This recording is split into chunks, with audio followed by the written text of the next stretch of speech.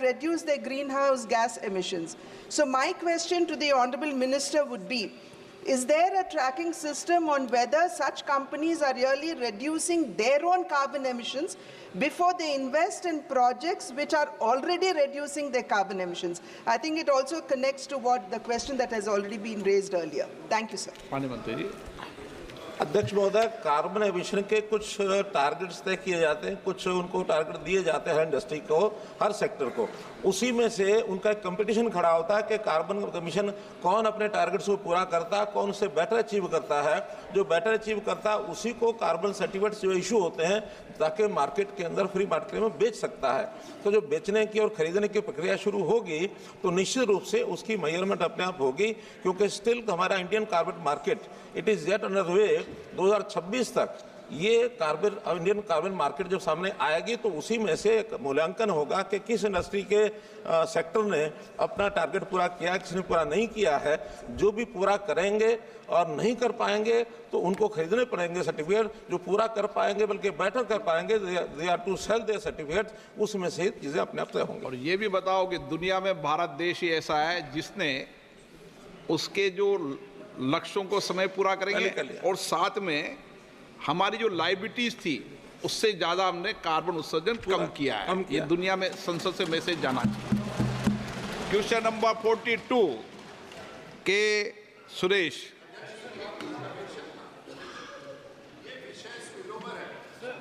Reply कराइए के सुरेश मंत्री जी का। माननीय मंत्री जी। के सुरेश। मूलतः ये सवाल क्लाइमेट चेंज से संबंधित था। जो माननीय मंत्री जी। The answer has been placed on the table of the House.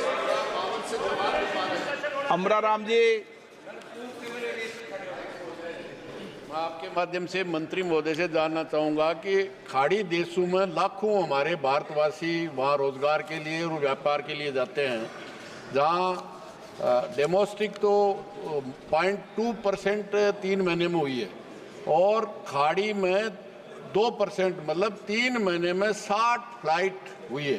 तो कितने समय पहले आपने एयरलाइंस ने उनको इंटीमेट किया है, कितने यात्री इससे प्रभावित हुए हैं और कितने को नुकसान हुआ है, ये मंत्री महोदय बताएं।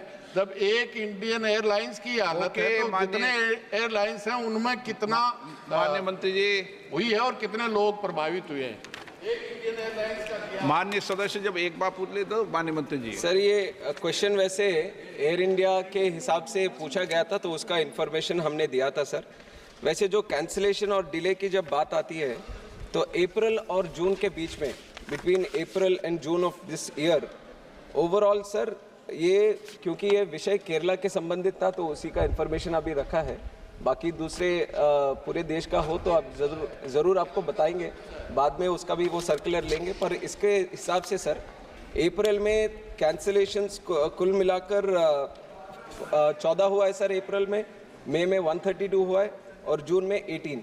तो पूरे मिलाकर तीनों महीनों में 164 कैंसिलेशंस हुए। श्री केसी Venugopal. The delay of the flights, especially Air India and other flights, also become the order of the day nowadays. Being a member of Parliament of Kerala, so many people are living in Middle East who are suffering through these delays. Sometimes the flight has been cancelled without any information. That there is no cancellation charges also not giving to the customer. Once it is cancelled, his amount is also gone. Whether the government is studied these things and whether the government is forming to set up a system to monitor all these cancellations and what action the government is going to take. And one more thing, sir. The fees also. This our Kerala government themselves already given a memorandum to yourself. Entire MP has given memorandum so many times that the fare of the Gulf fare sector, the fare is very exorbitantly high. There is no justification. all over India, same pattern is Manpreet ji, there, exorbitant high. age. Whether any mechanic, Okay. Okay. आपका Sir, Air India, the honorable member who has raised, senior member who has raised regarding the cancellations, and we acknowledge the fact that there has been one issue with the Air India Express, not Air India, sir, Air India Express, especially in the month of June. On May 7th of this year, sir, there are a lot of the crew with Air India Express, because it was merging with Air Asia. There was some internal issues that have cropped up, and there was a mass strike that has happened. Because of the strike, which is why there were a lot of cancellations that have happened also, and this we have seen in the month of May. And in fact, the earlier answer that I have given, the number of cancellations, there was a huge spike in May because of this issue. And once this issue started, it was a ministry which got involved, the DGCA facilitated a lot of discussions between the airlines, the crew members and everything. It was sorted, sir. But because of the gap that which for the 3 days, when the cancellations, when the crew was not functioning, there was another software glitch also which happened. Because of this software glitch, the crew member data which was supposed to be with the airlines, there was some problem with that, and then manually they were trying to enter. And so for everything to get back to normalcy, there was some time. But right now we are ensuring that there are no cancellations or no delays happening in the flight system. And like you have mentioned, sir, there are civil aviation requirements also. There are already regulations and guidelines which are in place, which will ensure that whenever there is a delay happening or a cancellation happening, and if the airline is not following the regulations that are being set up by the ministry, then the ministry gets involved, and it is ensuring that they get the refund or reaccommodation or readjustment done in other flights. And I'd like to take an example also. Recently, when Air India was not, when observed, we investigated and we observed that Air India was not following a certain guideline. We have penalized them for 10 lakh rupees. And this Air India Express incident also, this strike incident which has happened, DGCA is going into depth. It is investigating the issue. If there seems to be any non-compliance from the airlines, then definitely we are going to penalize them and ensure that the passenger is the top priority. Shri Praveen Patel. Praveen Patel, आपने हमें प्रश्न पूछने का अवसर दिया, इसके लिए आपके प्रति आभार प्रकट करना चाहेंगे।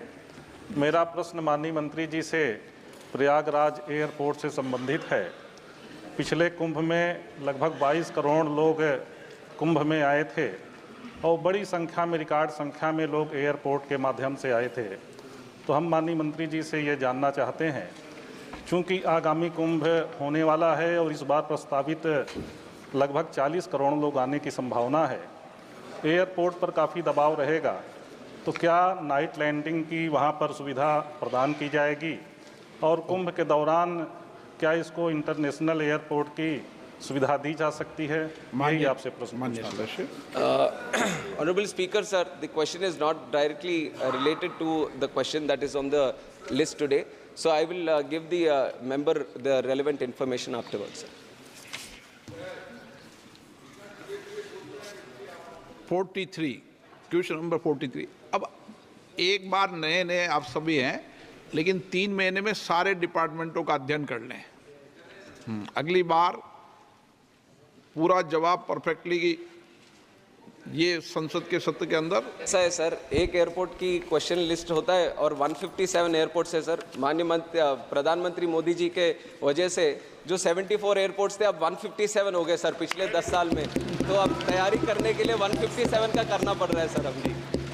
Question number 43, बालाशोरी